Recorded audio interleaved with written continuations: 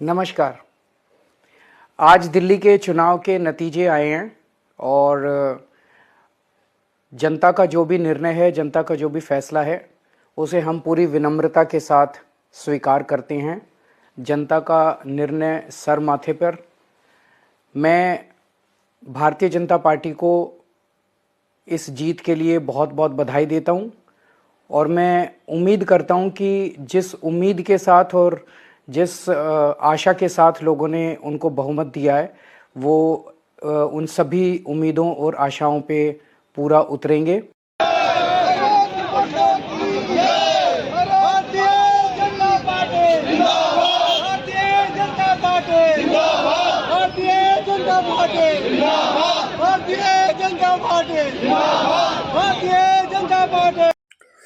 New diary update channel आप देख रहे हैं। मैं हूं राकेश त्रिपाठी, आपका स्वागत है। नमस्कार। दिल्ली में 27 साल बाद भाजपा को स्पष्ट बहुमत, आपने 40 सीटें गंवाई। भाजपा को 71% स्ट्राइक रेट के साथ 40 सीटों का फायदा। आपको विस्तार से खबर बता दें, भाजपा ने दिल्ली में 27 साल बाद स्पष्ट बहुमत हासिल किया। दिल्ली विधानसभा की 17 सीटों में के रिजल्ट शनिवार को सामने आए। भाजपा ने 48 और आम आदमी पार्टी ने 22 सीटें जीती। कांग्रेस को एक भी सीट नहीं मिली। बता दें कि भाजपा ने 1993 में 49 सीटें यानी कि 2/3 बहुमत हासिल किया था। 5 साल की सरकार में मदन लाल खुराना, साहिब सिंह वर्मा और सुषमा स्वराज मुख्यमंत्री बनाए गए थे। 1998 के बाद कांग्रेस ने 15 साल राज किया। इसके बाद 2013 में आम आदमी पार्टी की सरकार थी। इस बार भाजपा की 71% स्ट्राइक रेट के साथ 40 सीटें बढ़ी। पार्टी ने 68 पर चुनाव लड़ा, 48 सीटें जीती। वहीं आम आदमी पार्टी को 40 सीटें का नुकसान हुआ है। आपका स्ट्राइक रेट 31% रहा। भाजपा ने पिछले चुनाव 2020 के मुकाबले वोट शेयर में 9% से अधिक का इजाफा किया। वहीं आम आदमी पार्टी को करीब 10% का नुकसान हुआ है। कांग्रेस को भले ही एक सीट नहीं मिली, लेकिन वोट शेयर 2% बढ़ाने में कामयाब रही।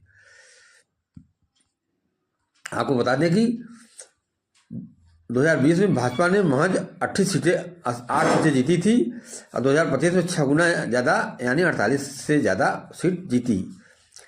केजरीवाल की नई दिल्ली सीट पर 20 उम्मीदवारों की जमानत जब्त हो गई। उन्हें मिले वोट 3 अंक तक भी नहीं पहुंच सके। दिल्ली विधानसभा चुनाव 2025 के परिणामों के अनुसार कांग्रेस के 70 में से 68 उम्मीदवारों की जमानत जब्त हो गई।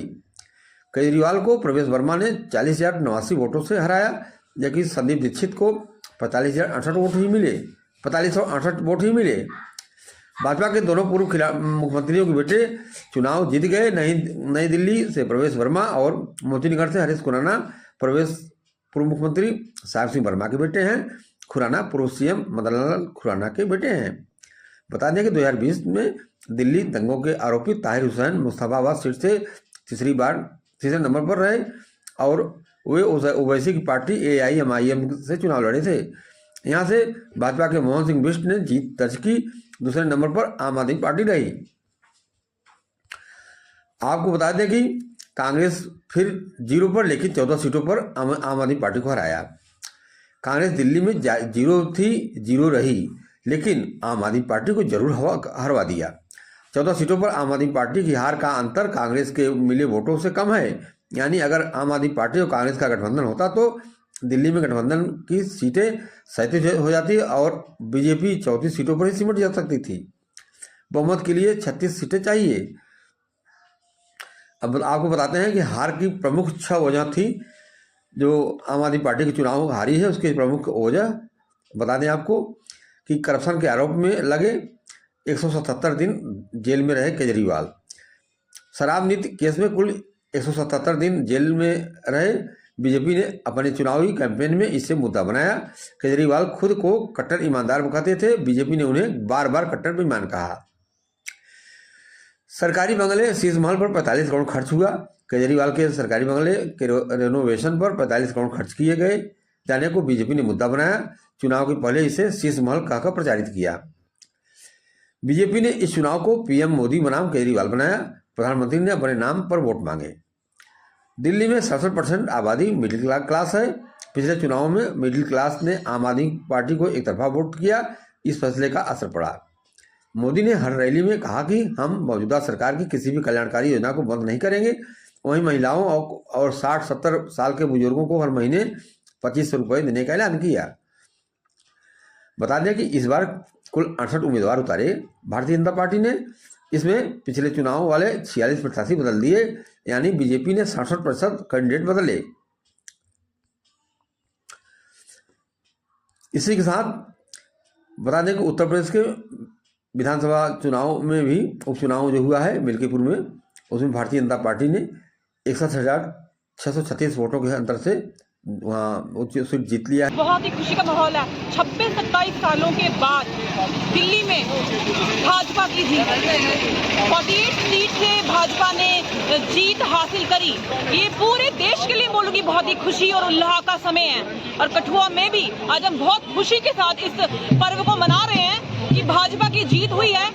और इतना मतलब खुशी का समय है। आम आदमी की पार्टी की सरकार थी और अरविंद केजरीवाल भी अपनी सीट हार चुके हैं। फॉर्मर डिप्टी और जो सीएम मनीष सिसोदिया थे वो भी अपनी सीट हारे हैं। लगभग 48 सीट से दिल्ली में हमने जीत हासिल करी।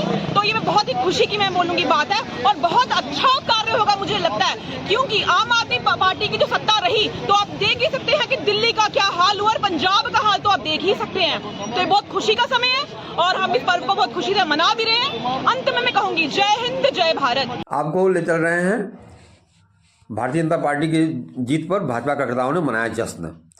बता दें मिर्जापुर जनपद अंतर्गत लालगंज और लहंगपुर में भारतीय जनता पार्टी की जीत को कार्यकर्ताओं और समर्थकों ने जनता की जीत बताया।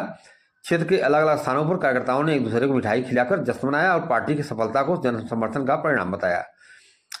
बता दें कि लालगंज में आयोजित कार्यक्रम में भाजपा के पूर्व मंडल अध्यक्ष जयप्रकाश उपाध्याय और संतोष दुबे, रामबली गुप्ता, रमरेश दुबे, सत्येंद्र तिवारी, देवेंद्र तिवारी सहित कई कार्यकर्ता मौजूद रहे।